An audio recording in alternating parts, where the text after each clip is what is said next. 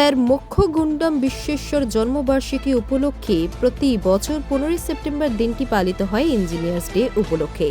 আর ঠিক বিগত 5 বছর ধরে প্রোগ্রেসিভ ইঞ্জিনিয়ার্স অ্যাসোসিয়েশন এই ইঞ্জিনিয়ার্স ডে উদযাপিত করে আসে।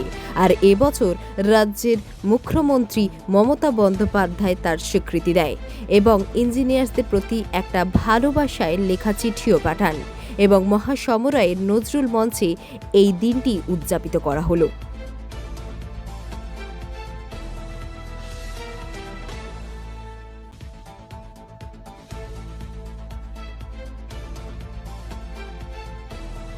আমরা প্রথম ইঞ্জিনিয়ারদের সংগঠন, যে সংগঠন আমরা প্রথম পাবলিকলি, মানে আমরা আগে ইনডোর বিভিন্ন সংগঠন প্রোগ্রাম করতাম, আমরা বললাম যে ইঞ্জিনিয়ার্স ডেটাকে পাবলিকলি সবার সামনে সমাজের সব স্তরের মানুষ জানুক যে ইঞ্জিনিয়ার্সদের যেমন একটা দিন হয়, টিচার্স ডে হয়, যারা সমাজের মূল কারিগর, যারা উন্নয়নের মূল চাবিকাঠি, তাদের জন্য একটা দিন হয়।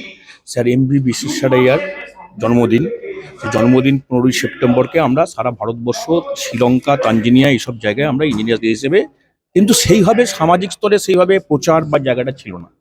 আমরা এইটা নিয়ে প্রায় 5 বছর করছি। ওপেন, যেটা প্রথমে ইউনিভার্সিটি ইনস্টিটিউট হলে আমরা 400 জন মিলে করেছিলাম। আজকে আপনি দেখতে পাচ্ছেন 2000 ইঞ্জিনিয়ার সদস্য এখানে উপস্থিত হয়েছে।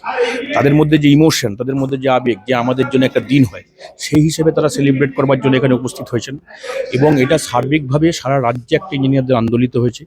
এবং সবথেকে বড় ব্যাপার, যেটা আমাদের মাননীয় মুখ্যমন্ত্রী এই বছর তিনি ইঞ্জিনিয়ার্স ডেকে রেকগনাইজ করেছেন এবং এই প্রোগ্রামটা তিনি মেসেজ দিয়েছেন, শুভেচ্ছা বার্তা দিয়েছেন। এবং এই শুভেচ্ছা বার্তাতে তিনি বলেছেন যে আপনাদের এই অনুষ্ঠানটা সাকসেসফুল হোক এবং ফাদার অফ ইঞ্জিনিয়ারিংয়ের যে জন্মদিনে আপনারা সেলিব্রেট করছেন, আমাদের উৎসাহ প্রদান করেছেন।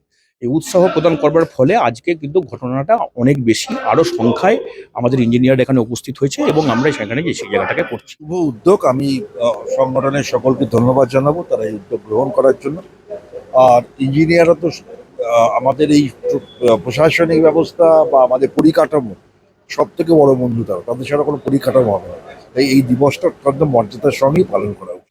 এই যে দিনটা ইঞ্জিনিয়ার্স ডে, এটা আমি জানতাম না, এই জন্য আমার thank you progressive united engineers অ্যাসোসিয়েশনকে। এবং আজকে এটা জানার পরে আমাদের মধ্যে অনেকেই জানতে পারবেন কেন এটা আজকে ইঞ্জিনিয়ার্স ডে, এবং সেটা আমাদের গর্বের ব্যাপার। এবং আমি শুনলাম যে পশ্চিমবঙ্গে এটা করার জন্য আমাদের মুখ্যমন্ত্রী ওনাদেরকে অনেক সাপোর্ট করেছেন এবং এটা হওয়া উচিত ছিল। যেমন ডক্টরস ডে, তেমনি ইঞ্জিনিয়ার্স ডে হওয়া উচিত ছিল। এনারাও মানে সব প্রফেশনই তো সবের একটা আলাদা তাদের গুণ থাকে, দোষ থাকে। হ্যাঁ, ডাক্তাররা হাতে রুগী মারা যায়, ইঞ্জিনিয়ারদের ব্রিজ ভেঙে পড়ে, গায়ক আমার মতো গায়করা বেসুরে গান গায়।